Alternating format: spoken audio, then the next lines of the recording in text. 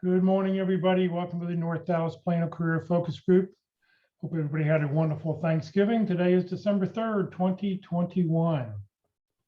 Our agenda this morning, we will start out with success stories. I've heard of one landing in the past week. We'll then go to our 30-second introductions. We have everybody put their introductions into the chat box. We'll then go to our committee reports, and then we'll have our main event, which today happens to be open forum. If you have any questions throughout the presentation and to put your information for your 30-second introductions, please use the chat box. Just open up the chat window and you'll be able to enter all your information there. Just be sure you're sending it to everybody so that way I get a copy of it. For those on Facebook, please just enter your comments into the comment field. We'll be sure to get those questions answered. Please note this event is being recorded. It's currently live on Facebook. The recording will be on the Career DFW Facebook page and the Career USA YouTube channel for others to view in the future. By participating in this event, you give consent for your name and picture to appear. Please note that any comments you put in the Zoom chat window will not appear in the recording. Well, good morning, everybody. My name is Jeff Morris. Since 2007, I've been facilitating and leading the North Dallas Plano Career Focus Group. The group's been around since the late 1990s. I took it over in 2007 when the prior leader landed a job. In 2008, I started a website called careerdfw.org to help those who are unemployed in the Dallas-Fort Worth area. And in 2012, I launched careerusa.org to help those who are unemployed outside the Dallas-Fort Worth area. I have written a book called What I've Learned About Your Job Search that you may not know. It is available on Amazon. And since 2017, I've been a member of the practice interview team. You'll hear more about that in just a moment. Well, we like to start out with success stories. I know of one success story. I don't see the person on the line today, and I don't have a lot of details. I just know that I was in conversation with John this week, or with Joe this week, and he told me he landed, he actually, I think he lives in the New York area, and he's accepted a financial position with a company in Carrollton. So he will be moving down here at some point, not this year, but probably early next year. And he says, I've been a stalker. I've been watching a lot of your videos on the Career USA YouTube channel, and I've popped in on several of the presentations we've done. And we talked this week a little bit about, he was talking about the offer, about his offer. And I know we contacted Mark McDonald and got a lot of help as far as how to negotiate and, what he should negotiate from an offer. And he wants to be able to give back to the community. So Joe makes the 92nd landing out of this group. So we're doing really well this year, and I'm hoping there'll be a couple more landings before the end of the year. Do we have any other success stories? Anybody else land out there who'd like to tell us about their landing? So Jeff, I can add a little bit to that. Okay. Joe landed at Teasdale Latin Foods, consumer packaged goods outfit. And there you go. Congratulations to Joe. Yeah, very good. So, please don't forget to, you still can land now. I mean, the next couple of weeks are still hot, still good weeks to do it. Things will be slowing down. A lot of companies will be able to take care of things, and they want to get people starting by the first of the year here. So this is still a good time. The next couple of weeks, don't stop looking. Anybody else? All right. Well, what we want to do now is everybody put their 30-second introductions into the chat window. So if you would, put in your name, comma, phone number, comma, email address, comma, position you're looking for, comma, and then 2 or 3 target companies, and then hit the return key. That way all the information will be together. I use this information for 2 things. One, I put this out into an email this afternoon so that everybody can see how they can help somebody else in this group. And that's really important, how you can help somebody else every day. Look over the list when you get it and see if you see a company on there that you can maybe offer a lead to. And the other thing I use the list for is to update the roster. So that way I know who's here. If you're using this as a contact, there's a list for Texas Workforce. I'll have a record of it. So if you would, please go put your personal information in. We'll put 30 seconds on the clock for you to get started with here.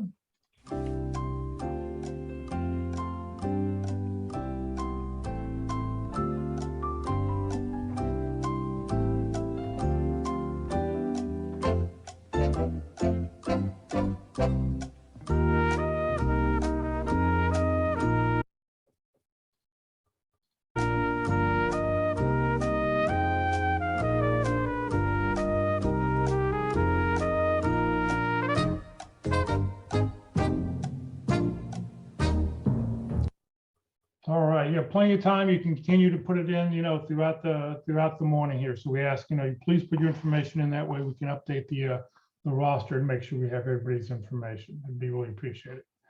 All right, let's see here. Is Eldon? Yep, there's Eldon. I didn't see you there this morning. Good morning, Eldon. Hi, good morning, Jeff. Good morning, everybody. Happy Friday. I was running a little bit behind this morning. I was actually trying to prepare a tri-tip for marinade for the grill tonight. So I was in mid-cut when I realized it was already 9:30. So what time should I come over? I appreciate everybody's indulgence. I hope everyone had a great Thanksgiving. As Jeff said, my name is Eldon Zorinsky, and the information I'm about to present to you comes from the calendar tab on the website careerdfw.org. There it is on your screen. All the various colors on there indicate various subtopics that the calendar is divided into. I cover career and job fairs and special workshops or events. I do go through these things fairly quickly, so if you hear something that piques your interest, I would urge you to click on the appropriate color tab on the calendar, find the item you're interested in, click on that, and you'll usually find more information and or a link to register for it. All right, having said that, this week's career and job fairs, the Dallas Career Fair by Choice Career Fairs will be held at the DoubleTree Hotel at 2015 Market Center Boulevard in Dallas on Thursday, December 9th from 11 a.m. to 2 p.m. And there is a link on the calendar that will provide you more information on that event.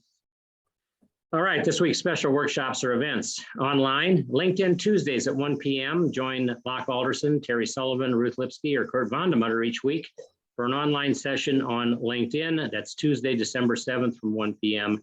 to 2:30 p.m. And there's a Zoom link or a Facebook link to join that event. Online again, the Who You Know Career Transition Summit will be held online Wednesday, December 8th from 10 a.m. to noon. There's a registration link on the calendar for that event. It's hosted by Foster Williams, who's one of our local area recruiters. And if you don't know Foster Williams, I urge you to get to know Foster Williams. Again, online, interviewing Wednesdays at 1 p.m. This workshop is by Mark McDonald, who's the leader of our pit crew, and Walt Glass, who runs our interview success workshop. This week's session, this upcoming week's session, is 10 biggest mistakes that people make in interviewing. And that's a guest lecture by Tony Bashira from Babbage. And if you haven't heard Tony, I urge you to tune into that one. He's a pretty dynamic speaker and has a lot of interesting things to say. Finally, online, a networking webinar on Thursday, December 9th from 1 p.m. to 2:15 p.m. Please join Career DFW and careerusa.org on the second and fourth Thursdays from 1 to 2:15 for their networking seminar. There's a Zoom link and a Facebook link for those. And that's it for this week. Eldon, thank you very, very much. All right, if you know somebody who's unemployed out there, please let them know about Career DFW and Career USA. Let them know about the free programming and the things that we're putting on and the things that we're doing here. It's just, it's nice helping other people, and, do yourself, you've become experienced in how to look for a job. Help share the knowledge that you've got, share the tools that you've got. Please let them know how to do what they can do. All right, it's time to hear about the practice interview team. Good morning, Mark. Hey, good morning, Jeff. Good morning, everybody. And so let me remind you guys, Jeff said it already, but this holiday period between Thanksgiving and New Year's is not a slow time for recruiters, and they'll be looking for you. So make yourself available and don't hesitate to go ahead and apply as well. It's a surprising thing. But the pit crew activity is borne it out that this time of year is still a very busy time for hiring. So a couple of things I want to mention before I talk about the pit crew. Number one is I'm still looking for volunteers to join the pit crew. I've had a couple sign up, so that's good. And I want to build up the roster so we're able to help more people when they have their practice interview needs. And it's a great opportunity if you've been a hiring manager in your past as part of your professional responsibility. That's the only prerequisite to be a member of the pit crew and to help others during their job transition while you're in job transition as well. The second thing I always forget to say is everything the pit crew does is absolutely free, no charge. It's done by volunteers who are committed to helping you, be a better interviewer and therefore shorten your job search. So don't worry about any expense involved because there is no expense involved in engaging the pit crew. So what does the pit crew do? We give you a practice interview. We try to make it as realistic as possible. There'll be 3 interviewers, and as I mentioned, all of them will have been or currently are hiring managers, and 80–90% of them are in job transition as well. A few are retired and continue to give back, in their retirement. But that's the team that will be interviewing you, and the interviews take about 45 minutes. It's based on a job description that you provide and your resume, of course. So it's very personalized and customized interview experience based on that job description and where you are in the process. If you're at the beginning of the process or towards the end of the process, we'll make adjustments in the questions we ask and the engaging, the way we engage you during the interview. So again, it's just highly customized. They take about an hour and 15 minutes total. So that's how much time you need to reserve. We do them any day of the week. We do them using Zoom.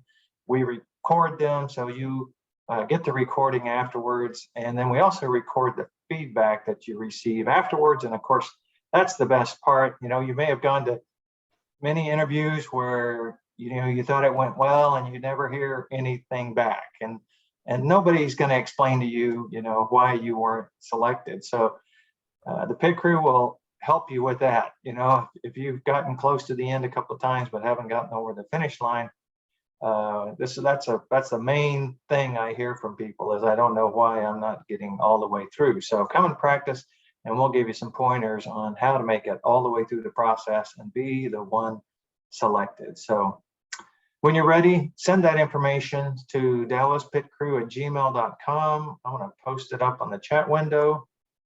So there's how to reach me by phone, by email. And please send it to dallaspitcrew@gmail.com. Every now and then somebody contacts me on my other emails or LinkedIn, and that just messes up my whole database. I can't keep track of you unless it comes through the Gmail address, the dallaspitcrew@gmail.com. So please do that. And include in your email, okay, your email is going to have your resume, it's going to have your job description, and I also need your availability for +2 days and +3 days. So that's usually takes 2 days to set these things up, but sometimes 3 days. So let me know when you're available or when you're not available, +2 and +3 days, and we'll adjust to your schedule. And yeah, let me mention the one-way interview is also an option for you with the pit crew. It's almost completely automated, just like one-way interviews are. If you haven't had one yet, I encourage you to just practice with this tool that the pit crew has. Jeff arranged it. It's called Easy Hire. Companies pay big bucks for this thing. But one-way interviews are their own thing. They're very awkward, I got to say. And so it's a good idea just to practice it. I'll give you the questions in advance, so you don't have to, be prepared for a whole bunch of different questions. You'll know what they are. And the idea with the pit crew is just to give you a chance to engage a tool like this and see how you did from the video you receive afterwards, and try to eliminate all the other variables so you can just focus on learning how to engage a one-way interview tool. There's my LinkedIn profile. I encourage you to link in with me. Also include a note that says where we met. That's all you have to say is we met on North Dallas Plano Career Focus Group, and I'm good with that. I'd just like to know that you're not some spam bot who tracked me down and trying to get access to my network. And then let's see, one more thing, the Wednesday afternoon session. So Eldon mentioned that Tony Bashir, another great presentation, is speaking on the 8th, and Jeff's going to have to tell me what's happening on the 15th. Because the schedule I have, that's to be announced. I guess I'm supposed to announce. Jeff hasn't decided yet what's going to be on the 15th yet. So it's going to be we don't know what it's going to be yet. So okay, it's a mystery, but it'll be good. Yeah, it'll be another great speaker. So, and Mark, when you put your contact information, you only sent it to me. You didn't send it to everybody. Oh, dadgummit. It was still left on a private message. Yeah. Here we go. So Enter. everybody. There we go. That should have gone to everyone. There we go. Thanks, Jeff. Thanks for that. And I think I'm done. Thank you. Okay. Thank you very much, Mark. Let's see here. Come on, slides. Whoops, there too many times. Good morning, Walt. Well, good morning, everyone, and welcome. And good morning to the omnipresent Foster. Great to have you with us this morning, Foster. I hope you're getting back to that 100%. May take a little while. I have experienced it myself, but glad to see you here, see your smiling face. Glad to see you all. Well, it's good to see everyone this morning, and I heartily recommend the pit crew and the practice interview team. And as I looked around to see what I might do in retirement, I decided to resurrect the interview success workshop that I had prepared back in the year 2000, believe it or not, after I'd worked for a company for 25 years. And I developed a model of how do we really sell ourselves. And I defined that as I am, I do, I help. So I'll put that together and said, how can I prepare a workshop, very informal, a little bit of fun while we're learning to prepare ourselves for selling of those three aspects, as well as differentiating ourselves from other candidates. So how do you sign up? You simply go to my webpage. If you want to look at my About section and see some more details, you can send me an email to the walt_glass@yahoo.com. And like Mark, I have a reserved email address just for the workshop. So just send that to me and I'll send you some availability dates. I generally hold it on Tuesdays from 9 to 11 Central, but depending on demand, we can schedule other ones as well. And I only take up to 2 people at a time. So you interview each other, I take notes, we get a recording of your interview, and we'll go through a discussion and figure out what is it that we can do to improve ourselves in selling who we are, what we do, and how we can help. We'd love to have you come on down and join us. I also offer the Easy Hire option so that later on, when you come to the workshop, you might want to practice with Mark and the pit crew, and then practice that Easy Hire. So what I do is I cover 11 basic categories of questions in the workshop the first time you come. If you want to come more times, we can do other alternatives like preparing like you would for a mock interview, but still an informal interview. But you can practice those 11 basic questions online, very similar to what Mark described. So I'd be glad to have you sign up. I call this learning without squirming. I would love to be the wind beneath your wings as I help you with interviewing things. So you ask what price that brings. It really is free with no attached strings. Thank you very, very much. All right, it's time for the career tip of the week, which you'll find on the Career DFW and Career USA websites. There's a new tip every week. Good morning, Liz. Well, good morning. Good morning, Jeff and everyone. The tip of the week is, got a job offer, but hoping another one comes through. Here's what to do, by Catherine Vassal's The CNN Business. You've been interviewing with 3 different companies that all sound promising, and company A is the first to give you an offer. You're excited, but you're not interested in what company B and C might have to offer. What do? It's not uncommon for job seekers to be getting multiple offers right now. And according to Ryan Sutton, a district president at staffing agency Robert Half, hot candidates that have in-demand skill sets are averaging 3 offers. We've seen candidates with up to 5+ offers.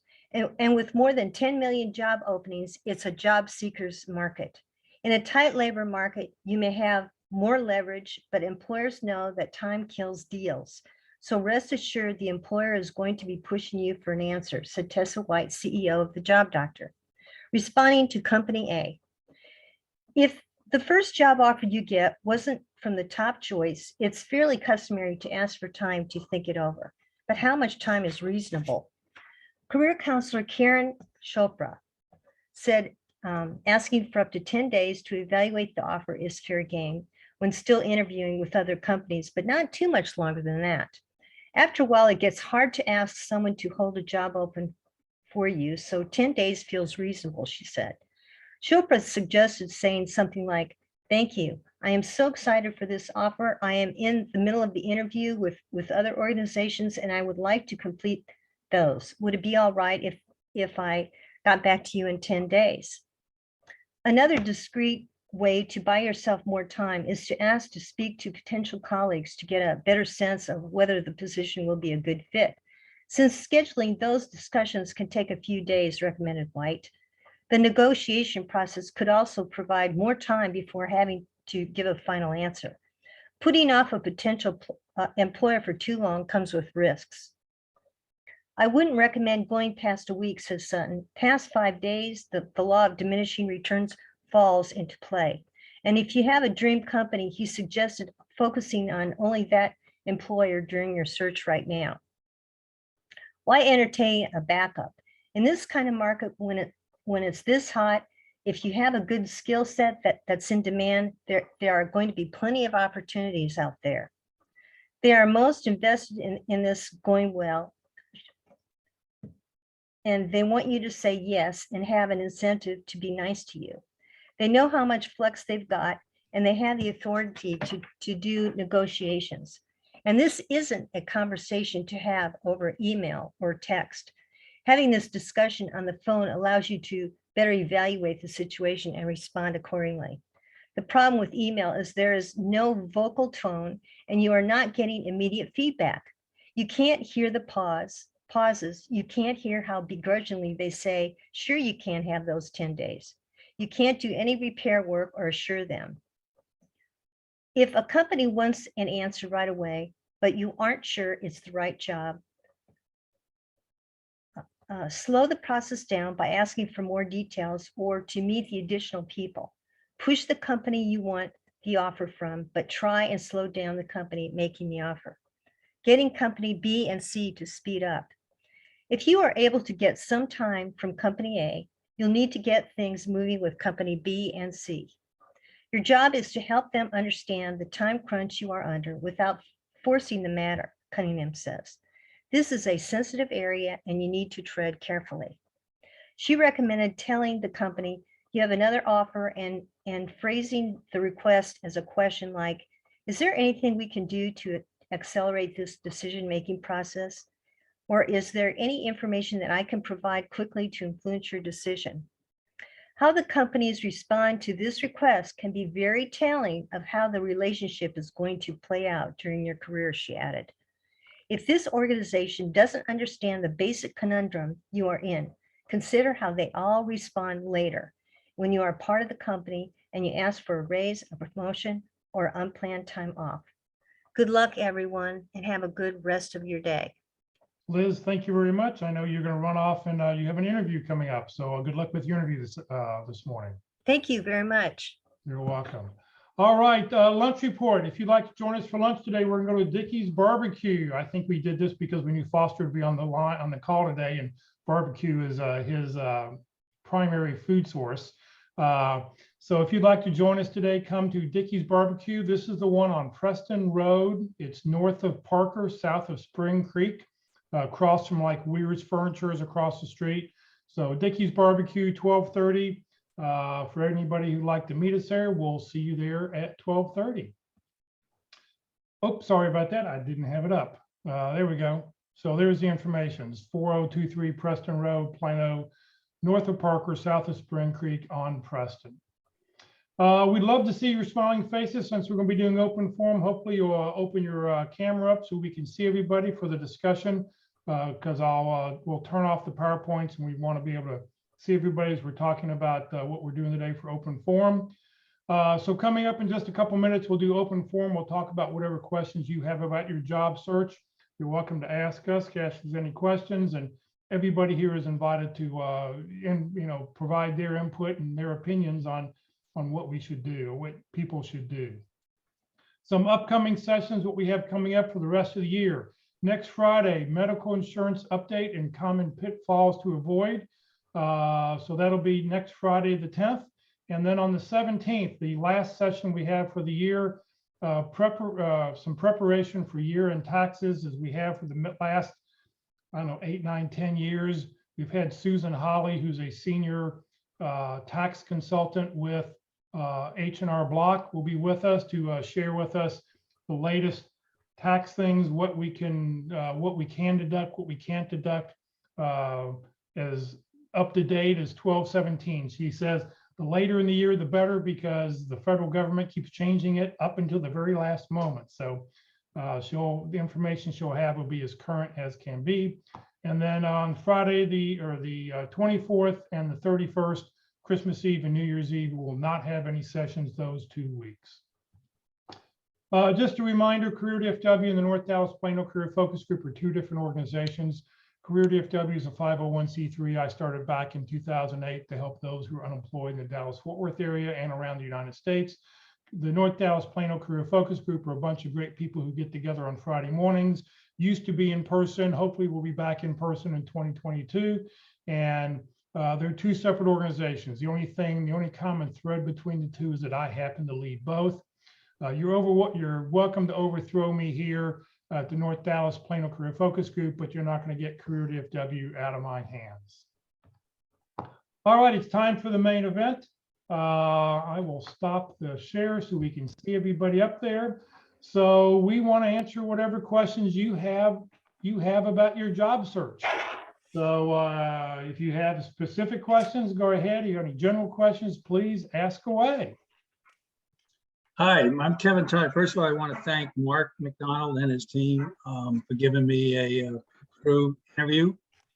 And it was a great interview, got me thinking, and also to see myself after the interview. And there's not much I can do with what I got here, but I think how I use that thing is probably changeable. And I know it is changeable. So I learned a lot about myself, how to project power. The thing I'm working on is I haven't really, I want to live in Dallas, but I haven't been concentrating on companies in Dallas. And I am kind of picky. I'm not going to have the opportunity to have 5 job offers potentially coming because I really want to work for a good company with a good culture. Any one that gives me a job offer, most likely I'll take it. I won't be like, well, wait for something else better. But is anyone have an opinion? I have a background in technology, managing technology projects at a group or division, corporate level, and I've been 20 years in that. If anyone has any suggestions, they could chat with me or drop in the chat box. I don't know, we can't communicate to each other, right, Jeff?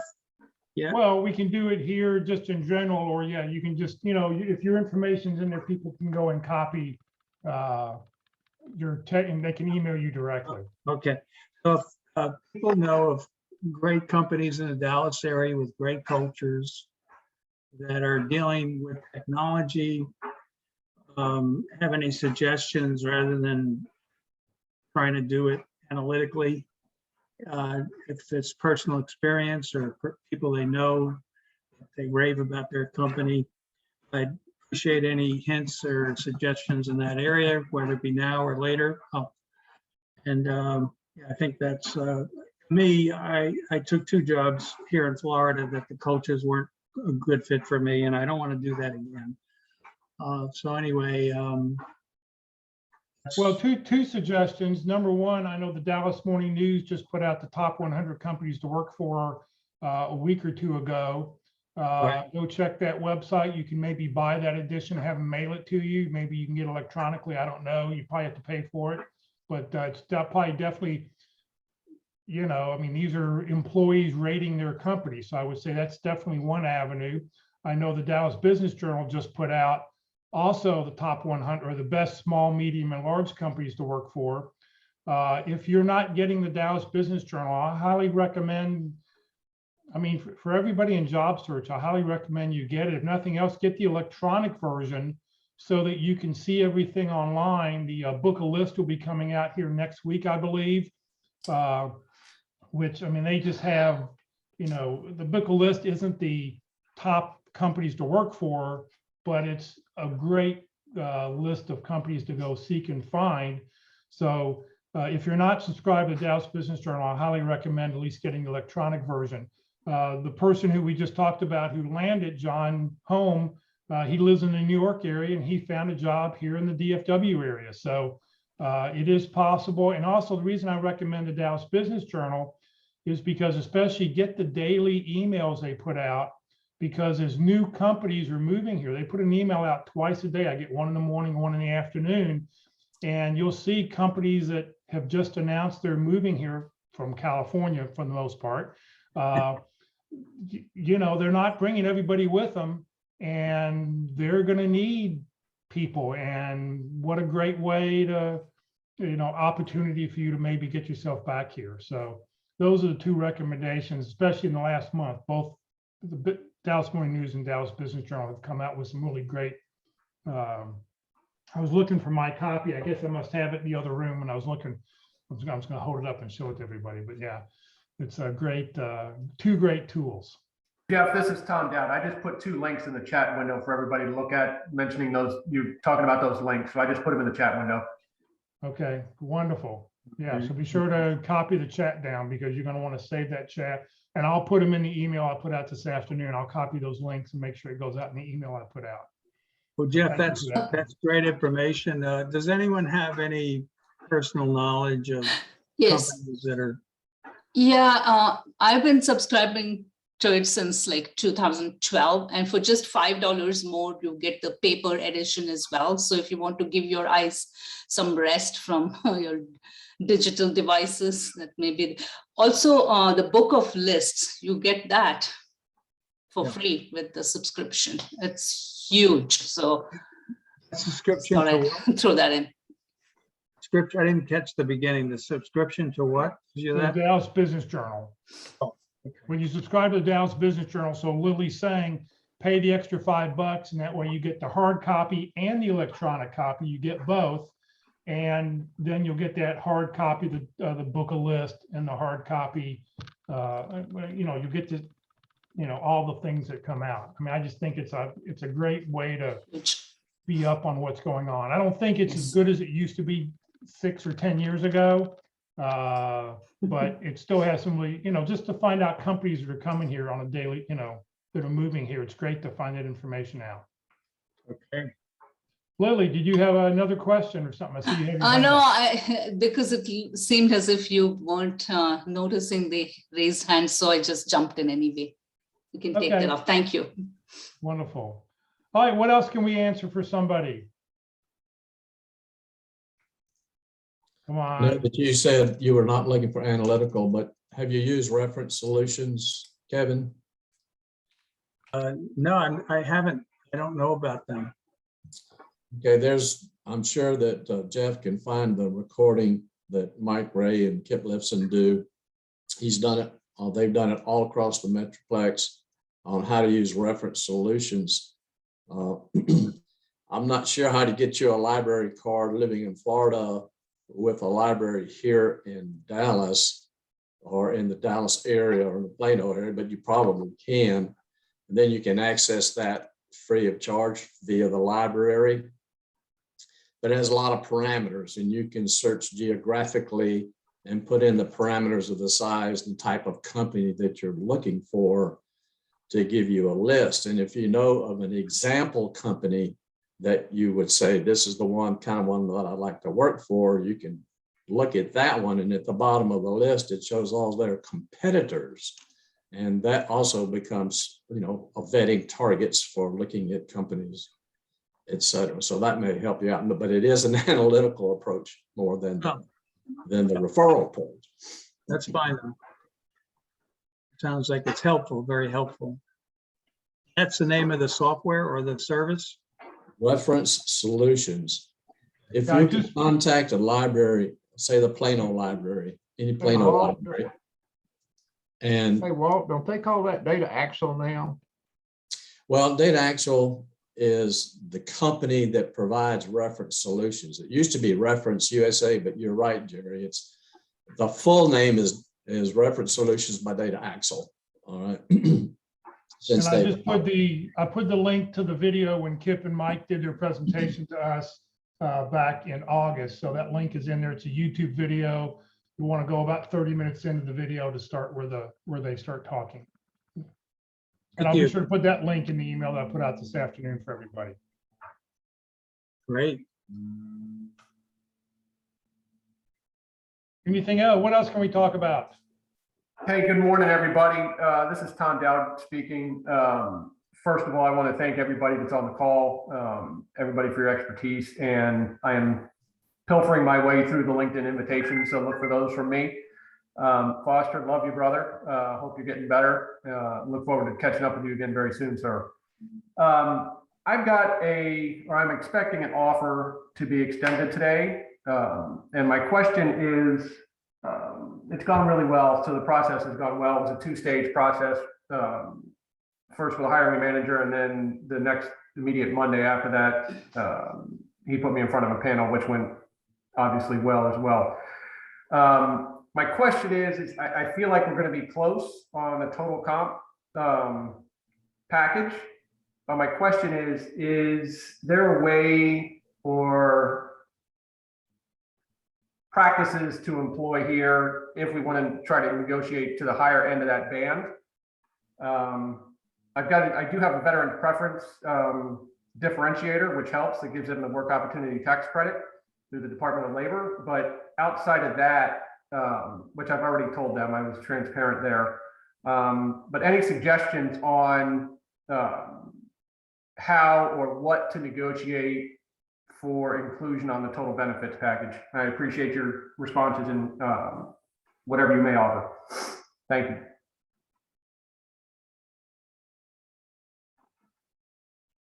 Anyone? As I told John this week when he texted me about his job offer, I said, well, whatever Mark says, I'll 100% agree with whatever Mark says. So. All right, so Mark, you're on the clock. How do we negotiate? So it's salary negotiation. I'm doing my due diligence the last day or so, and I put some questions down that may be appropriate, but I'm trying to pick your all's brains. You guys are the experts here. Yeah, so it's Joe, I think, Joe. So he had two offers. He was trying to sort out the difference between them. And he'd already started the negotiation, but with a counter offer by the time he contacted me. So we just talked about how that's going to play out. So in your case, Tom, you need to reassure them that, you're very excited about coming to work for them. You just have a couple of questions, and you need to take a look at the offer and figure out one or two, very rarely three things that you might want to negotiate around. So let's say it's two things, one of them being salary, the other one might be, vacation or, time off for some particular thing, or training or attendance at some, industry event every year, just, whatever it is, a couple of things that you want to negotiate around. And then you make the ask, right? The ask, and see what happens. Okay. Now, with, some companies do expect you to negotiate. What is this particular role, Tom? So it's a senior professional of client success. And I will offer an additional piece of info. So I interviewed for a notch lower on the rung, and the hiring manager really quickly recognized that I offered them more than what I was interviewing for. So, and they went a little dark for about a week. It was around Thanksgiving, so I gave them some liberty there for sure. But the head of HR reached back out to me and said, hey, look, we've been silent here because Cody, the hiring manager, was opening a new rec at the senior professional level because he wants you in the door. So that was very reassuring, right? And so this is the dance I'm in. I'm in now, right? So they see the value. I am excited. There's no question, and I'll make that very, very clear. But this is the dance, right? This is the dance where, and I've got some other folks at the organization that I'm communicating with too, to try to get them to pull the curtain back a little bit.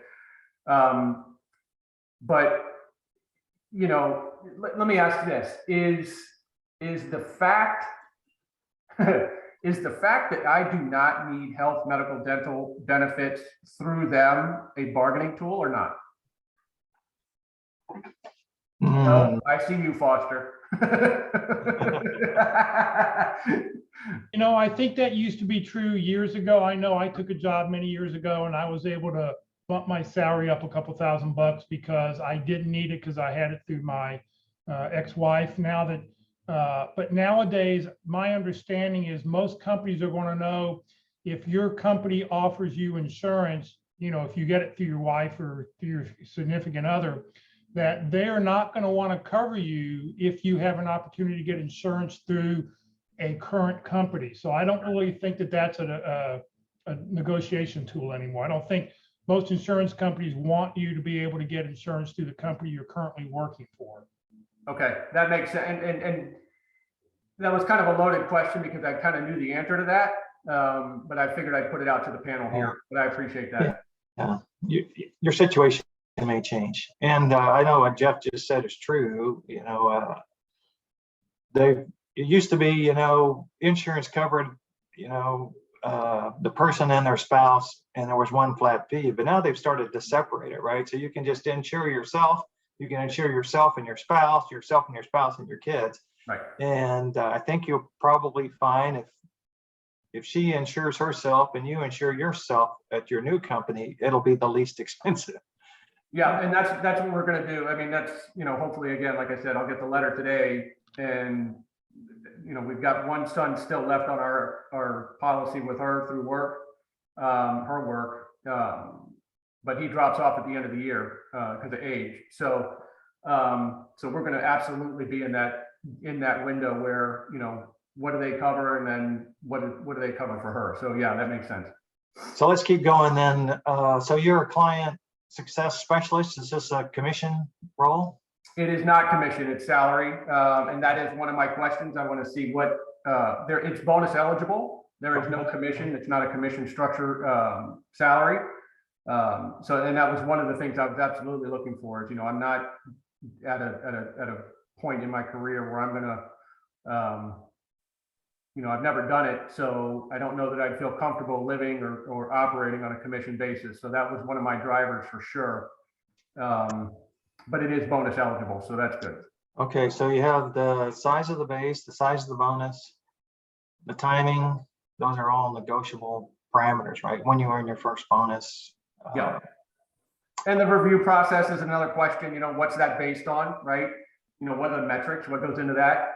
I think I've got a pretty good pulse of that. Yeah. But yeah, those are really kind of my thoughts right now. But I appreciate Hey, Tom, do you remember when right before the conversation you and I had right before you took the job at Cushman and Wakefield, when you and the wife got together and talked about what it absolutely needs to be for your salary? You don't want it to go into a game. If it's, negotiation is all well and good, but I don't negotiate very well. I need to make this amount of money, and I need to have this benefit or whatever you can work into that. Now that's where you can have a conversation, but right now is a good time to get a good salary. A lot of people are reporting that they're able to get a better salary right now because there are a lot of dynamics that are going on in corporate America right now with, what's it going to look like? Am I going to have to go into the office? Is it going to be remote? All of this stuff. And companies are having a real hard time seeming to be able to find what they're looking for.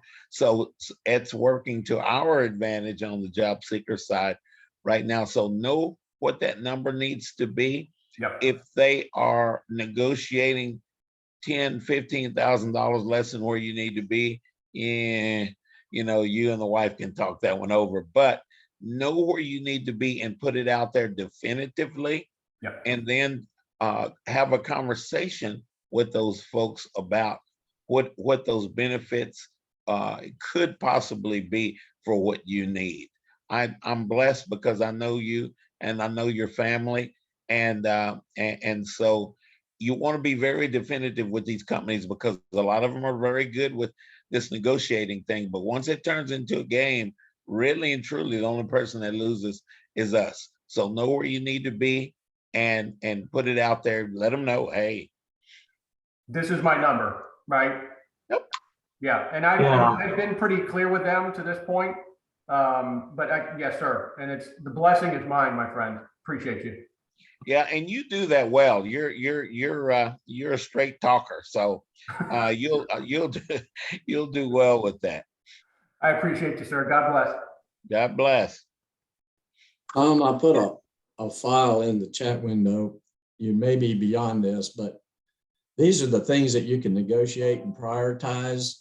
What's important to you. It's kind of an example list. It's in an Excel spreadsheet, and you can try to monetize some of those items to say, do I trade some vacation time for some salary time or something like that? Okay. Plus, I'm assuming that you're negotiating with a person who can make the decision. Yes, sir. Yes, sir. Because I've found out that sometimes HR makes the decision, not the hiring manager or whoever that is. And so that is correct. Yes, sir. I am, and that's the head of HR is the one who's been communicating with me after the interviewing process was completed. It switched hands, right? It's out of the HR or out of the TA and recruiting and hiring manager team, and it's with HR now. Yes, sir. All right, good. The other tip is maybe for you and for everyone in general is that some of us are concerned that if we give a number that they might withdraw the offer. So there's a little phrase that I use. It's similar to the trial close. And that is, would you consider, and then give an amount to see if they're willing to negotiate that.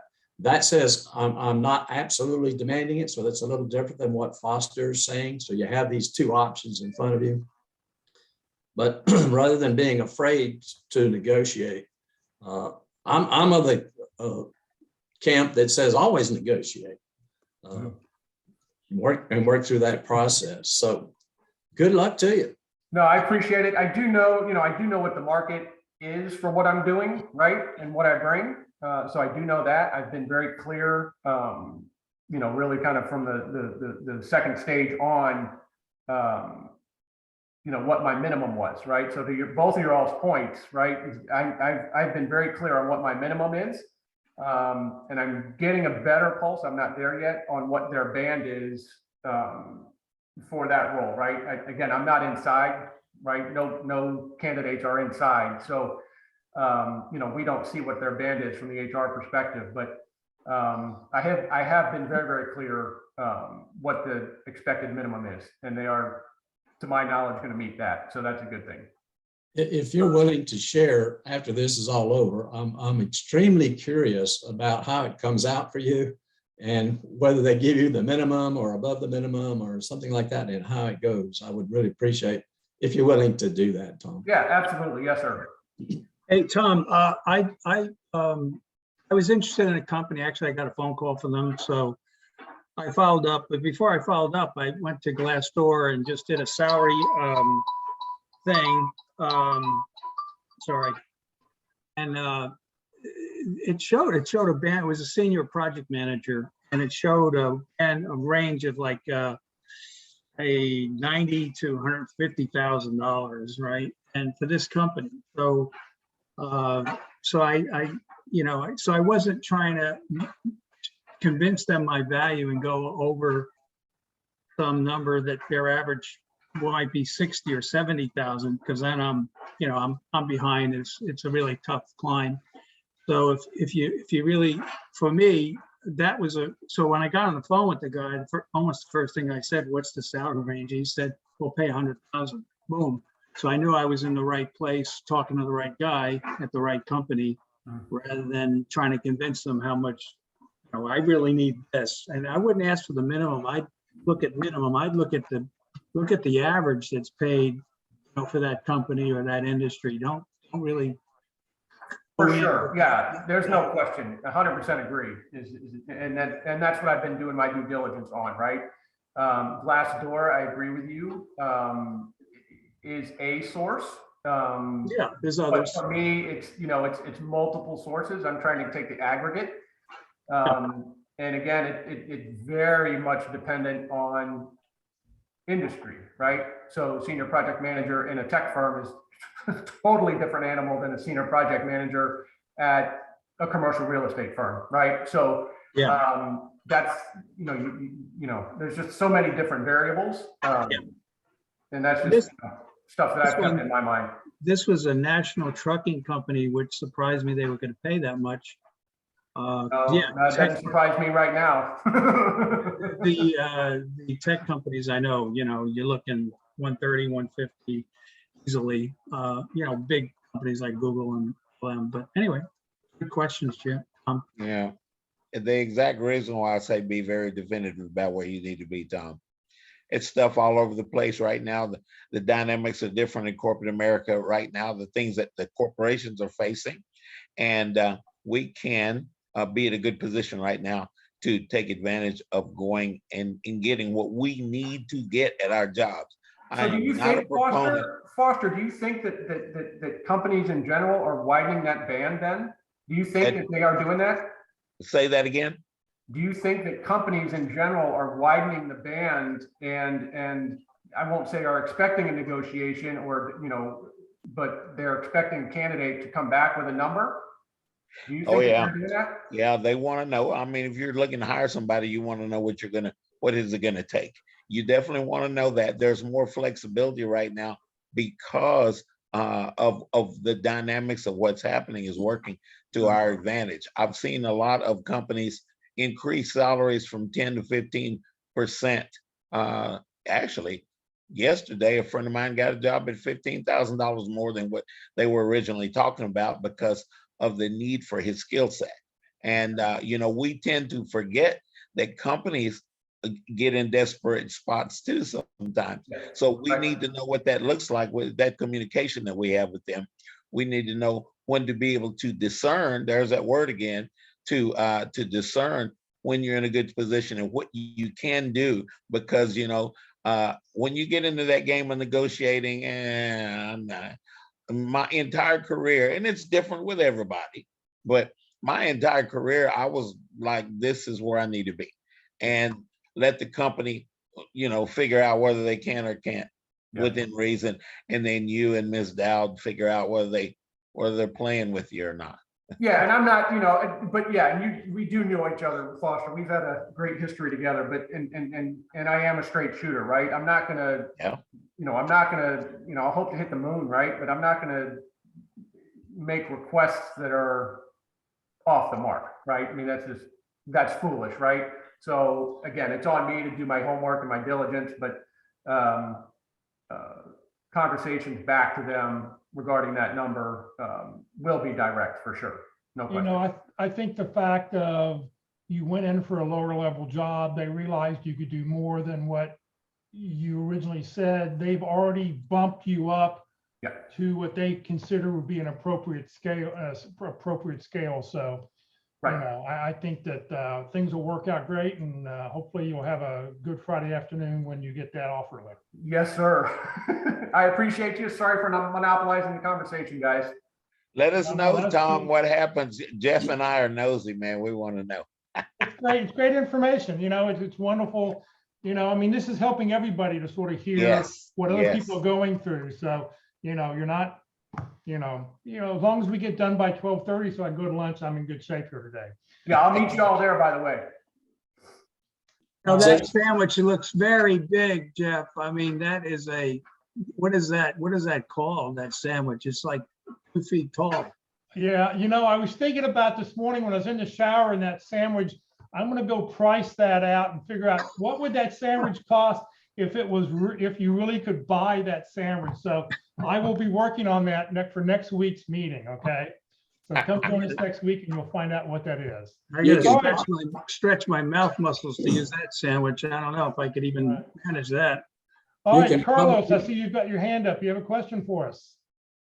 Yes. Hi, everyone. Just wanted to, first of all, thank all of your services and the group. Just have a question. I mean, great conversation.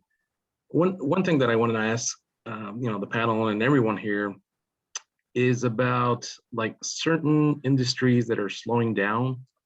My particular case, I come from the wind energy industry.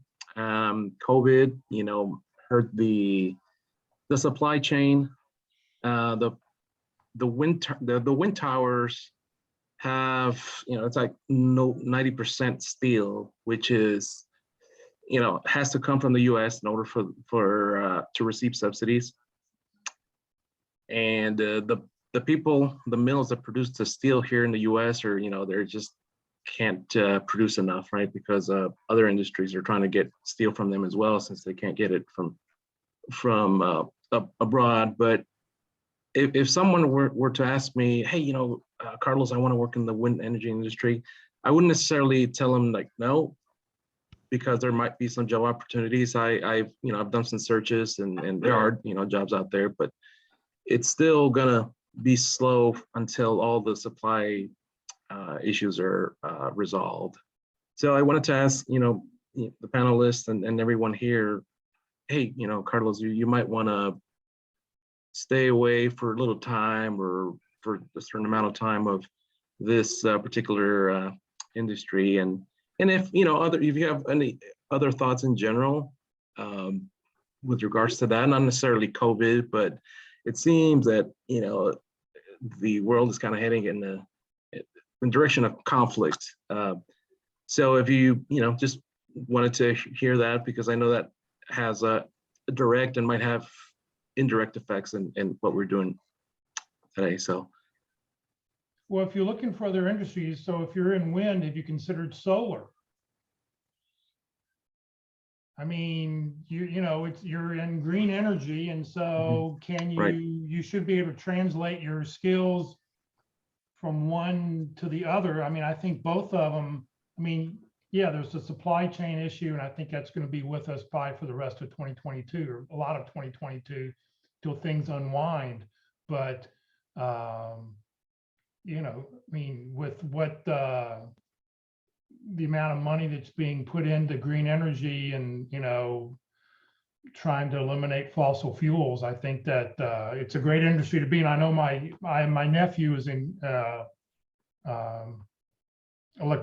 solar energy, and yes, he's fighting too, trying to get panels, and supply chain stuff is just a nightmare right now. But still, he's busy as can be, as a project manager and doing stuff. So another industry that I've got a Marine Corps buddy who, veteran small business entrepreneur, and he's been in business for a number of years now. Actually was named again in the fastest veteran-owned fastest veteran-owned growing business by Inc. 5000 for the second year in a row now, and that's LEDs. So the LED lighting industry is, from a retrofit perspective, from a build out perspective, whether it's industrial, commercial real estate, retail, collegiate level, if they're retrofitting gymnasiums and whatnot, but the LED industry is pretty significant too. So again, with your background, that may be something you might want to look at. Thank you. Yeah, appreciate it. Yes, sir. I guess I'm kind of looking for insider info. Like, hey, Carlos, you might want to steer away from this area, right? Because I would hate to get a job, like be really excited, and then it's like, oh, sorry, 5 months from hiring, thank you for your services, Well, that's what informational interviewing does. I think, that's when, you have to do information interviews with people in these industries and find out, what do you like, what don't you like, what do you think the forecast is going to be. The higher up the food chain you can get when you do those information interviews, the better information you're going to get. You can read company reports. Any of the companies that are public, read their stock report, because the president or the COO, CEOs will be putting in, here's what their forecast is for the next year. Information interviewing. And the whole key to that is you never ask for the job. You never ask for a job when you're doing there.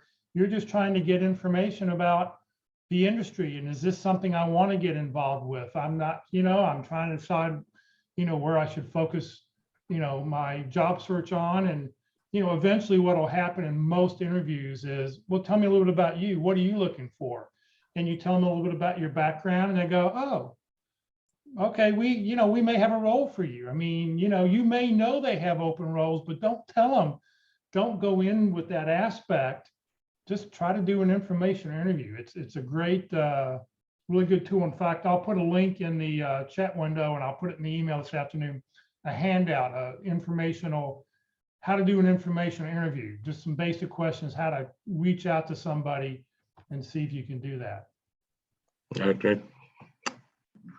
Great advice. Thank you.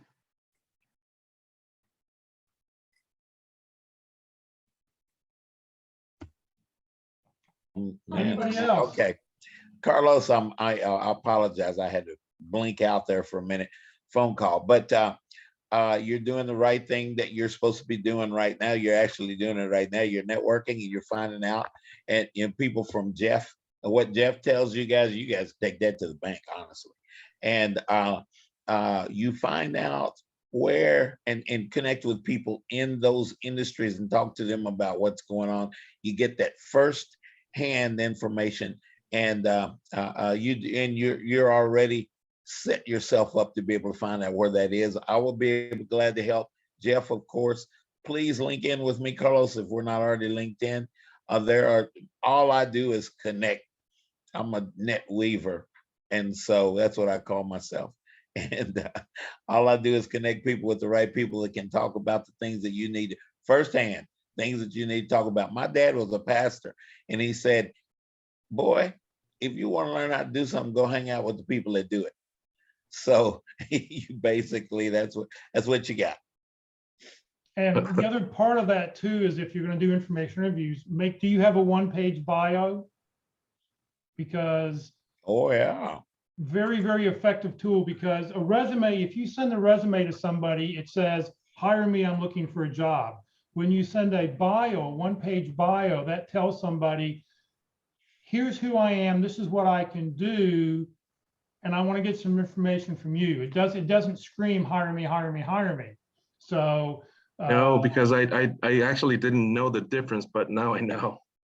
Right. So yeah, right. Okay, thank you. You really want a one-page bio, because it is a great networking tool, because if you're going to meet somebody in person, it has your picture on it. So they know what you look like. If you're going to have a conversation, at least it gives them an idea of, well, here's my background, so that, the person can do a little research before they actually do an information interview. So, I mean, I highly recommend one-page bios. I think it's a tool that everybody should be using in their job search for any networking information, anytime you network with somebody, because you only want to send a resume out if you know exactly what's in the job description, because you want to make sure that the resume and the job description match, so they want to call you and talk to you about it.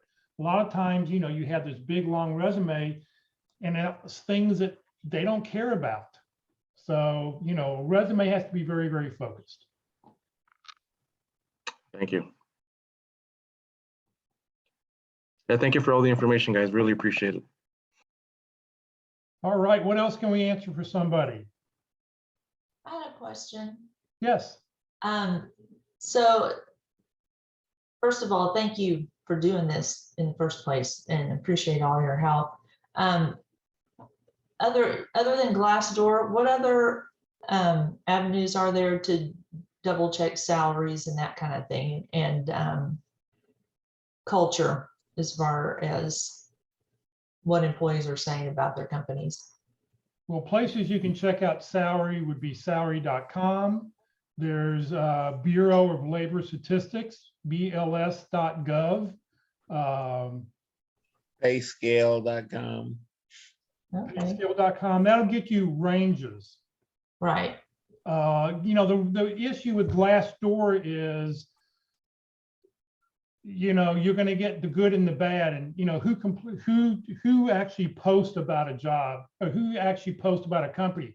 People who tend to be unhappy. I mean, who makes the most posts are when they're complaining about something. Right. I was on a flight from American Airlines and I was unhappy with my service, but I'll focus it directly to the customer service department. I'm not going to post it out on the Twitter about what it was like. But so Glassdoor you got to be careful with, but Bureau of Labor Statistics, Payscale, salary.com, or some great places to get a range. And that's the whole thing. You want to get a range, and then you want to average those ranges to sort of say, here's, you know, where a company should be. And then the term I like to always use when you throw out something, and I'm sure that whatever you pay will be fair and equitable, because who's not going to pay a fair and equitable wage? And if they're not, then you know about it. How to find out about the culture of a company? You have to do an informational interview, because you're not going to find out information. You're not going to find out the culture of a company on the internet. Okay. There's no place. Now, you may find that here's what the company's values are. Here on their website, they may list their values, they may list things, but until you talk to somebody, and specifically in that department, you may have a manager who's off the scale doing things that are not really good for a team. So, you know, the culture in a company is only as good as your manager. Yeah, And only as good there's as their walk, manager. there's talk. Huh? There's walk and there's talk. Right. One comment, all this research we're doing today, I'm not sure that the figures that we're seeing are representative of current conditions. Foster mentioned that salaries are going up in places. So you can get some ideas, but you know, if they're going back to 2020 or 2021, you know, whatever the latest survey might be, that might not be so accurate today since there's so much change going on. So just take that number as a part of your input to see, you know, at least gives you a starting point. But at the same time, it could be higher. So don't limit yourself. Yeah. Okay. That was kind of the trigger to my question. That was exactly where I was headed. This is, you know, they're basing it on old data, right? That was why I was asking the way I did. So I appreciate that input, sir. You know, and I also think, you know, you always hear, you know, companies are going to try to screw you. They're going to try to hire you for as little as possible. I don't really think that's true in many cases, because companies want you long-term, and they want to pay a fair and equitable wage because they want you to be happy. They know that that's, you know, beside a manager, how the manager treats you, that's probably the second most important thing in a company. And they're going to make sure that they're offering what they consider, this is what we need to pay to have somebody in nowadays, or these are the benefits that we need to offer. And you know, I'm not in the, you hear occasionally people say, oh yeah, the company's trying to lowball me. Well, that's not a company you probably want to work for if that's what you think it is. So totally agreed there. A good fit is a good fit. It doesn't matter what situation or what's going on. A good fit is a good fit. Everybody's got explanations for what it is that they do, corporations included, of course. The only thing wrong with corporations is that people work there. but you know, guys, a good fit's a good fit, and you know, that will be money, what's expected of you and your skill set, all of, you know, the history of the position, guys. Mark McDonald tells a lot of people, hey guys, find out why that position is open. I totally agree with that. There's a number of things that we can feel better about making a decision to go in that direction. And there's a number of things that we can glean information to help us make that decision a little bit easier. Here's a new question that I've come up with that, well, I came up with it because of my son. He took a new job this past summer. He hates it. He'll hang out with it for another year, and then he'll leave the end of 2022. But the question that he'll ask his future when he goes in interviews is, so tell me about your last vacation, because everybody in his office doesn't take vacations. They work 7 days a week, 365 days of the year. I mean, over Thanksgiving, he was working when I was out there with him in San Francisco. So, you know, it's like, do these people take a break? And he just figured, oh, everybody takes off, you know, a couple of weeks during Christmas, and, you know, but, you know, he was shocked to find this out. So that may be another question you might, and ask people in that department, if you get to talk with people who work in that department, you know, so tell me about your last vacation you took. And it's a lot of times, guys, I'm going to pick on that word discern again. Guys, a lot of times it's not what the company says or the person that you're talking to says, but how they say it. Sometimes, that kind of sounds like you're reaching for a little bit, a little bit of information there. And, if you feel that way, you know what? It's because they are. That's why you feel that way. Yeah. You also have that indirect answer where the question you asked is not precisely what they've given you back. Two comments. There might be an exception on salary if it's like a startup and they can't afford to pay you and there's other parameters. But in general, I would go with what Foster says wholeheartedly, but there are some exceptions to that. And then there's other possibilities. I know a person says, well, I can't pay you anything, but you can get in on the ground floor. And I said, I'd rather be on the 8th floor. Thank you. And so, I turned that one down. I forgot my other comment. I'll think of it in a second. Marcia, should we answer your question for you? Yeah, thank you. That helps. Yes. Good. So I have a question for Foster. So Okay. The tip of the week, you heard the tip of the week. And when I read it again this past week, I was going, oh, wait, I really disagree with that. And I should have put a note at the very bottom. 10 days, that's too long to try to ask for negotiation period. To try to put another company offer at 10 days, I think is way too much. I think the most you really have, what do you think the most that you can put off if you're negotiating with a couple different companies? It's going to vary. It's going to be according to that situation. I'm going to pick on that word, discern again. That, and it's a lot of times we can, like my brother Tom Dowd down there, he's straight up. Hey, guys, what are y'all looking to do? When are you looking to fill this position? Because I totally agree. I've got other positions that I'm looking for. And when you tell a company that you've got some other offers to consider, some other things that's going on, what you're really telling them behind the scenes is that, hey, y'all aren't the only one that like me. There's more people out there that likes me. My value is high. So you guys, hey, let's get it together. It's behind the scenes kind of talk. Mike, I see you smiling. You kind of know a little bit about that. But it's going to vary. Some CEOs, some management groups decide they have to have a position filled right now, this week, whatever. So that question that was suggested that you asked, may I have a little time here because I'm juggling, I'm trying to figure out some stuff here. May I have a little time to make an adequate choice? And then at that point, what they say, yeah. But how they say it, you want to take into consideration as well. So Jeff, that's kind of a depends question. That's a recruiter's number one answer is I'm definitely a recruiter. It depends on who you're talking to, but I totally agree with you. Totally agree with you. Yeah. All right.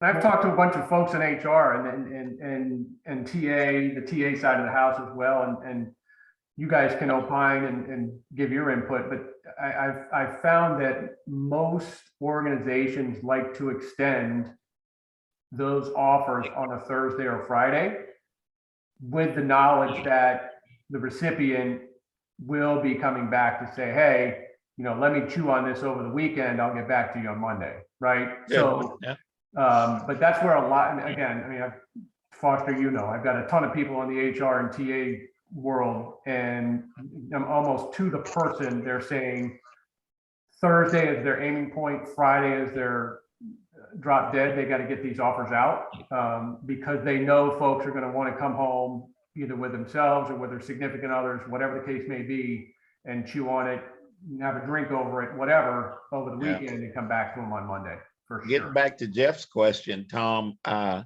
most of the hires that I have done in my career, and we're not going to talk about that because we're talking about back in the Mesozoic era when I started recruiting. But guys, about a week. I'm thinking about that thing, Jeff. I wouldn't I'd be nervous about pushing it past a week. If you have a relationship, you guys hear me say that word all the time. If you have a relationship, if you built a relationship with the person that you are talking to, that you feel as though you can trust them, then you can discern a little bit on that. I've seen people take 2 weeks to go through the things that they need to go through to make a decision, and companies were okay with it. But that one's a little tough. But don't you also think it has a lot to do with how much you've done your homework, right? If you've done these things that we've talked about, right? You've looked up, their reports, their projections, everything, and you've got a good pulse on salary. In my mind, like in the situation I'm in, I'm ready, right? I'm ready to roll, right? So I don't, if I get this offer today, I'll see you Monday, right? But I think, at least for me, right, and maybe everybody's different, and I know we are, but I think if you've done your homework as a candidate, you've targeted your company and said, hey, I know who you are, I know what you do, I have a good pulse on how you do it, I see what you're projecting, I want to be part of the game, let's roll, then obviously your think about it, drink about it, chew on it scenario can be much, much shorter. I think there's I don't know, and you guys can opine there too, but that's how I approach this game. I suggest 2 parameters for answering that question. As if within a negotiation, you want to know how badly they want you. If they really want you and they start selling you on benefits and all those signals that say you're the person, we want you to come work here, that gives you a different spot on the linear line of where you can negotiate. Now, so since it's negotiation and you're talking about how long you can postpone, then determine the urgency of their need. How quickly do they need you? And if you could get that answer and figure out when they want you to start, how important that is to them, that also can help you determine how many days you can request. Yep, agreed. All right, what else can we answer for somebody? I have a question. Okay.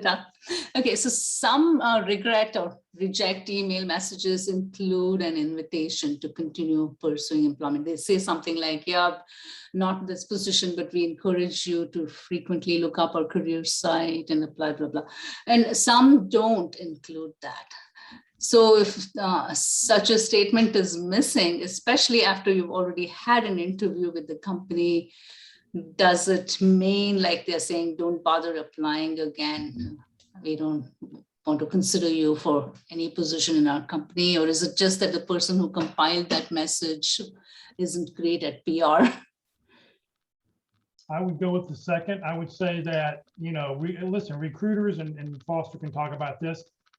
I mean, they have a 10 seconds, they're on to the next thing. 10 seconds, they're on to the next application. I mean, they've got positions. Right, but that's like a template they've already auto-generated. So whoever first compiled it like that, because I told you about that interview I had last Friday morning. You remember, for the Fortune 100 best, actually Fortune top 25, and I really would like to work for that company.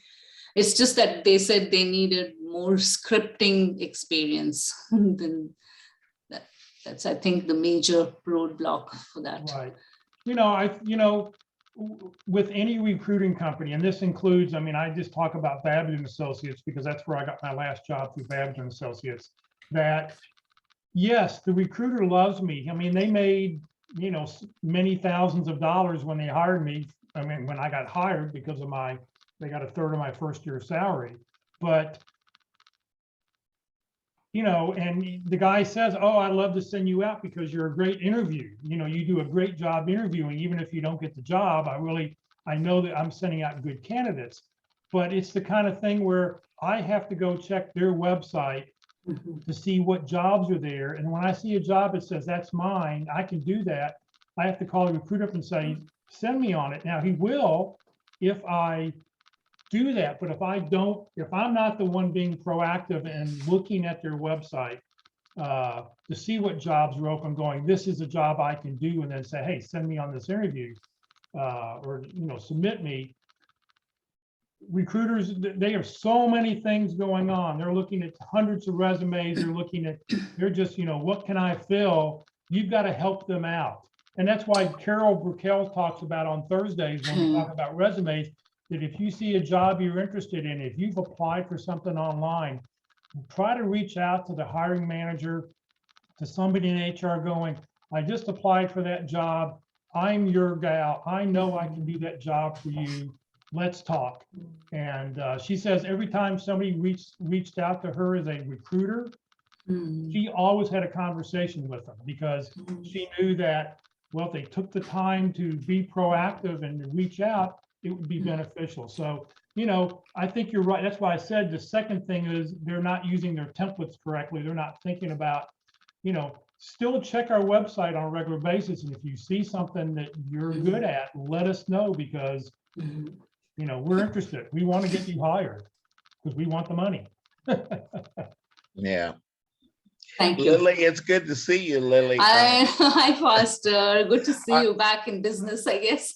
Yeah. The only way I'm going to get out of this gang is to die out. But Lily, on that job description, were they very definitive about the scripting? Because they're sharing what they're, the recruiter or whoever, maybe the direct hiring manager will be sharing what they're focusing on a lot of times. So it was in the job description, but among many other things. Of course, they want the world. Oh, yeah. Yeah, but the phone screen went great. I mean, they moved so quickly. I applied at around 10 in the night, and next morning I had an email from the recruiter sending me 4 time slots saying pick 2 of these, and then the phone screen went great. And 2 or 3 days later, she set up the interview with the hiring manager and someone in his team. 2 of the best interviewers I've had, really. And, I think it'll be great working with people like that. It's not Fortune, one of the 25 best companies to work for nothing, I guess. Lily, I remember. Walt, I'd love to hear what you would have to say about that. Well, first of all, Lily came to the workshop and had that job description. And the first thing I saw with that was that the experience with scripting and the experience they were looking for, I thought there might be a challenge there with that particular job. But since you're at this particular place, and so, okay, you've been rejected, basically. So what do we do with rejection in general? One, we send them a note thanking them still for the opportunity to talk with them. And then there's 2 things we can try to do. One is ask them, do you know of anyone else I can talk to in the organization where it might be a better fit? Okay. So you want to continue with that company. Don't stop your job. So you ask them that question. And secondly, you can also, as an option, you can ask, do you know of anyone or any particular position that might be a better fit? Now, you don't have to do it within that company, and they become a connection for you. If they like you and they had good interviews with you and you pass the IM test, then there could be other opportunities, and maybe it's just a matter of timing. If you've got somebody in that marketing area that knows about you, that you might want to even touch base later on, a month or so from now. Things change, things happen. Just don't give up. Right. Yeah, I made bold to call the recruiter, and of course she didn't pick up the phone. I mean, was I being too bold? Should I have emailed her instead? I'd rather be bold than not have a job. Right. Yes. 100%. Yeah. Okay, thank you so much. Yeah, you don't have to stalk them, but you can still. Yeah. Things are changing. I'll do that as soon as we get off this Zoom session. I'll email her. I always say that until they get a restraining order, you want to keep contacting them. It can't hurt. You know what? Because in some cases, I know in some positions, especially like in sales, there'll be some people say, well, if the person doesn't, I'm not going to say anything. We'll just see if the person does try to reach out. And if the person doesn't ever reach out, it's like, well, how good a salesperson is that person going to be if they're not proactive, if they're not doing things? So, you know, only you can take your job search and do something with it. It's up to you. I once had to pursue a company for almost 6 weeks just because the hiring manager was so busy doing other things and responding, he just couldn't get back to me. Yeah, you don't know. Yeah, the hiring manager, could be out sick for a couple of weeks. They could have a sick relative. They could be on vacation. I mean, you never know why they don't respond until they tell you stop reaching out to us. Yeah, companies, I just love it. They take 3-4 months to finally get you through the hiring process, and then they give you 24 to 48 hours to make a decision. Yeah. All right, what else can we answer for somebody? A question anybody else has? This is very good conversation. All right, Absolutely. Jerry, I didn't hear what you said. I said absolutely. Absolutely. Yeah, I think this has been great conversation today. All right, I Yeah. have a topic for everybody. All right, this is coming from Career DFW, Career USA. What do you all want to see next year from a training standpoint, from a workshops that we're putting on? I mean, I'm doing LinkedIn on Tuesdays, interviewing on Wednesdays, resume and networking on Thursdays, this every Friday morning. I'm sort of at a loss. The numbers are getting smaller. I know that numbers are getting smaller in all the different groups. What do you, the job seeker, what do you want to see from us? What do you want to see from me? Do you want me to continue LinkedIn Tuesdays and interviewing Wednesdays and networking and resume Thursdays? Tell me. Jeff, I'd say something that it takes time to do, right? But I think researching a company, right? The sources to research a company, right? They're 10K, right? How do you go get their 10K, right? How do you do that? And some really good sources on, not the Glassdoor, not salary.com, because those are pretty static. But what are kind of some insider trade secrets on how to open that curtain just a smidge more than what we would see normally, right? Through LinkedIn or their website, which is propaganda. So I'd say any tools or tricks that would help candidates be efficient in trying to get a better pulse of who they are, who that company is, what they are all about. Does that make sense? Yes, very good. Yep, that's a great topic. What else? You Anybody could else? probably piggyback on your LinkedIn course, right? Your LinkedIn class. LinkedIn is not the be all end all. It is an amazing tool. But yeah, I would just say you could probably make that a part A, part B type scenario. Right. Okay. What else would anybody else like to see next year? What do you think? I mean, is it too much what I'm doing? Is it not enough? I mean, I'm just, I am debating trying to get this group up and running again in person starting in 2020. Well, we will be back in session at some point in 2022. It's just a matter of when it's safe to do it again. I keep delaying it. I was hoping Labor Day, and I was hoping 1st of November, and then Thanksgiving and Christmas and New Year's all are happening. Do we start up in January again? I don't know for the Friday in person, but I'm talking, Tuesday, Wednesdays, and Thursdays. What is it you'd like to see? Jeff, I want to give you a little bit of praise, brother. There's nobody in the United States doing what you're doing. You're doing it excellent. As a recruiter, there are components of job search that you cover. Everything that you mentioned are the principal components of a job search. And your network with people like Walt Glass. I mean, you can talk to Walt. It don't take 5 minutes to find out, hey, this dude knows what he's talking about. I'm gonna stick with Walt. And that network is very important. But You know, my company spans about 20 states now, and I'm speaking and getting in contact with people and all around the United States, and nobody's doing what you're doing. And maybe a bit and a piece of it here or there. And what God has called you to do is tremendous, my friend. Absolutely, you're going to keep doing it. Absolutely, we're going to get back in meeting in person again. Frisco Connect is going to be looking at towards the end of January to do that. We'll see if it works that way. But this network is awesome, and I think what you're doing is awesome. I mean, you're the gold standard, man. We're all trying to learn from you, really. So, I mean, that's my honest opinion. I think you got it down, dude. Well, thank you. I mean, today happens to be the 400th Zoom meeting. Wow. Number 400 since COVID started. So, what have you been doing when you're off time? Yeah, well, so when I don't have a Zoom meeting on Monday, I try to go to the movies. Monday's movie day.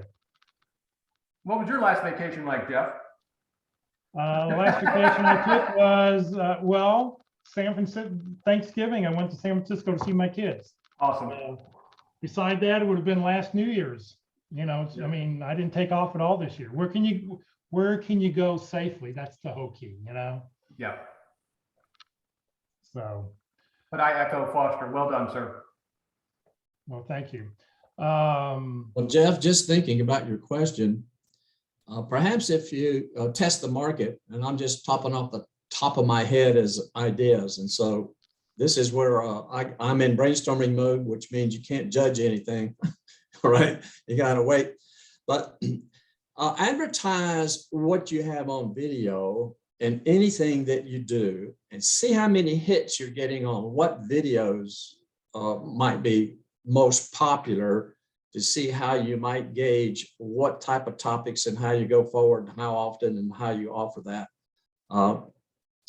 I can't see you stopping doing something on Zoom, even if we do it in person, because we're reaching now outside of the DFW area, which I think is fantastic. And so I know you know that already, but you know, there are people probably on this call. I know that Kevin lives in Florida, so there's other people that are outside this area. So I think that's critical. And I see a drop off, as you see, you know, throughout the job search network opportunities in this DFW area. But I just don't know what it's going to be like in January, February, and March. And so maybe things will change and pick up and help you make that decision going forward. Yeah. I didn't tell you anything you don't already know. Right. And I didn't know if maybe switching to nighttime sessions, not that I really want to tie up my nighttime, you know, moving to nights. I don't know. I did 1 o'clock thinking it's a great little lunch hour. There weren't any other sessions meeting at 1 o'clock. So it was a sort of a neutral time to meet, bring your lunch and learn. I don't know. Different marketing. How about LinkedIn for insomniacs, 2 a.m.? You can go back. You know, one of the interesting. I'll be around. So the presentation that we had a couple of weeks ago, the psychological impact of being unemployed. We originally did not. Foster, thank you for being with us. Yes, sir. Thank you for having me and letting me participate. I will endeavor to catch up with you guys more. We have a Friday morning meeting every Friday, and sometimes we finish early enough for me to come. Yeah, I appreciate you being here today. Great input. Thank you for your input. So Thanks for everything you do, Jeff. And if I see you Tuesday, it'll be a blessing for us. Yep. No, I'll be there Tuesday. I got it on my calendar. All right.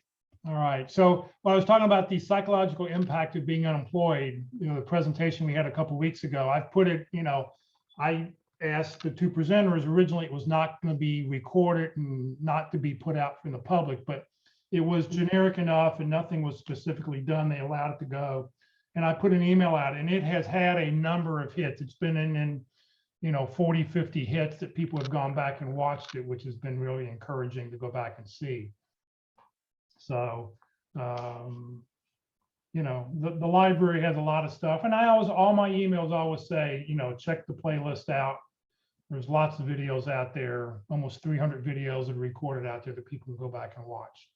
So a lot of good information. Anything else before we wrap up today? Any other burning interview,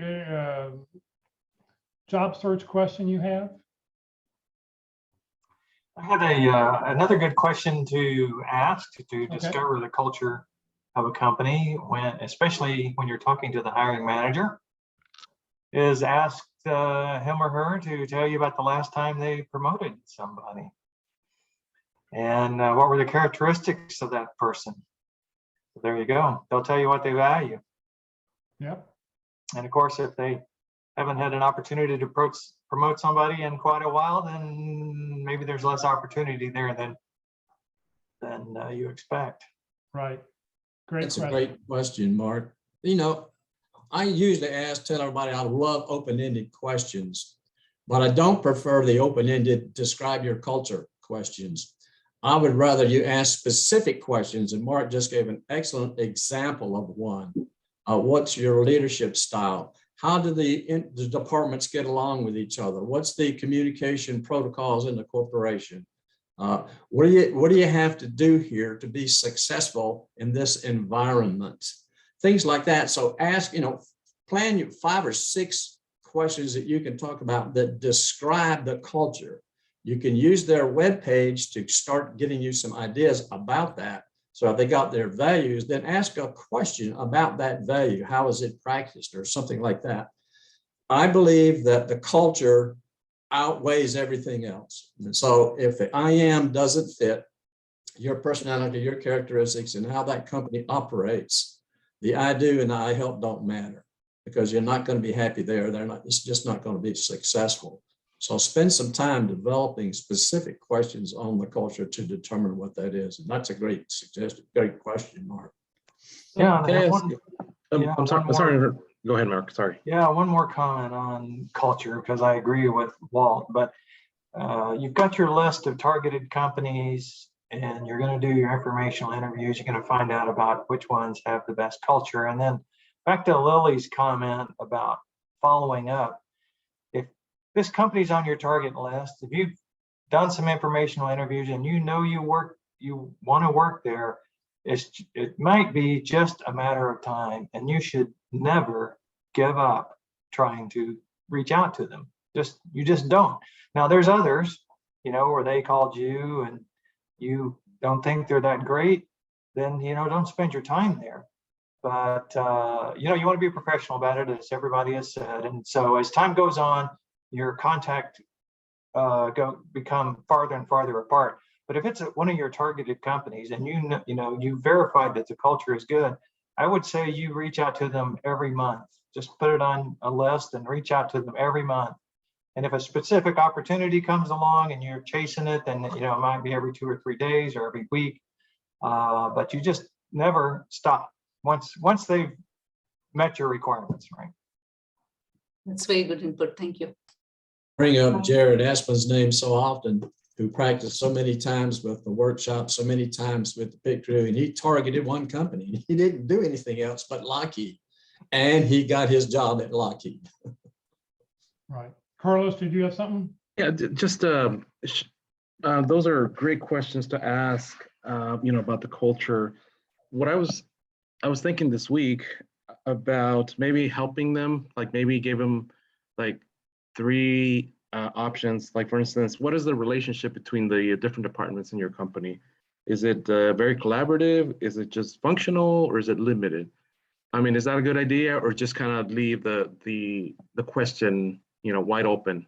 Because if things are not going right, I think they would sort of maybe hide it with elegant words. What do you guys think? I suggest you stay away from the multiple choice questions in general. Just leave it open, because you mentioned 3 and they come up with the 4th, some other reason. And so you don't look too cool by, not giving the correct choices. So just, center of the circle approach keeps you out of trouble. So in general, just stay away from, is it this, or this? why is this position open? Did somebody leave? Did somebody, I'll just ask, why is this position open? Anybody else give thoughts? No, they don't work. Multiple choice questions don't work. All right, thank you. And they may actually, if they thought this was going to be a difficult question, you've given them an out. They can just pick one of the options and not elaborate. They can say, we're more like that collaborative one you said. You haven't really learned anything. You could ask him, is the salary 95,000, 95,100, or 95,200? Thank you. Thank you. I'm glad I asked. Or best offer. All right, well, let's finish up here. Just want to point out next week, our speaker is going to be Mike Chapman.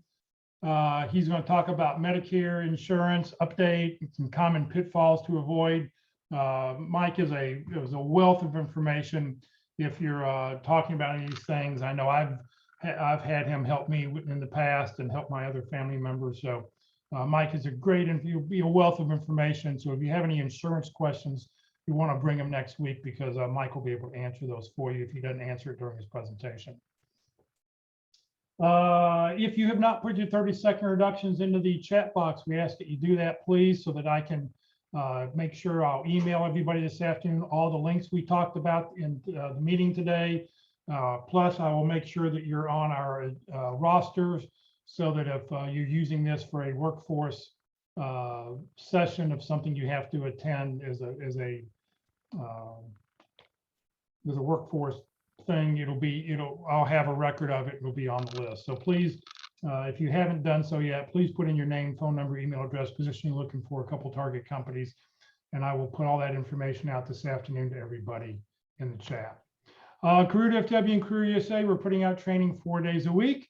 Next week, next Tuesday, LinkedIn will be with LinkedIn from a Recruiter's Eye with Kurt Vonnemotter. Kurt spends around $10,000 a year on LinkedIn talking about looking for candidates and what he looks for when he's trying to find you. So if you haven't seen his presentation, it's very interesting. And so please join us next Tuesday. Next Wednesday, our special guest speaker series for the months of November and December. Tony Bashira, who is the owner and president of Babbage and Associates, will be talking about the 10 biggest mistakes people make in interviews. He's been doing this for 35 plus years, and he's a very interesting person. So come join us next Wednesday. And then next Thursday, being the second Thursday of the month, we'll be talking about networking, how to make a networking strategy that works. Mike Perry is from the Ohio area. I saw him at a presentation a couple months ago. So how to make a networking strategy that works, a very interesting presentation. This session has been recorded. It will be on the Career DFW Facebook page and the Career USA YouTube channel. On the Career USA YouTube channel, click on playlist, and then down below where you see view full playlist. When you click on that, up will come a list of all the different titles and topics, and you can go back and see, any topics that we've talked about in the past, and go back and find it. Just know that all the topics start about 30 minutes in to the video. Just as a reminder, come join us today at 12:30 at Dickey's Barbecue on Preston Boulevard, just north of Parker, south of Spring Creek on Preston. We'll see you. Hopefully we'll see some of you all there today. So thank you for joining us today. Have a great weekend, and we'll see you all next week, if not at lunch today. Thank you.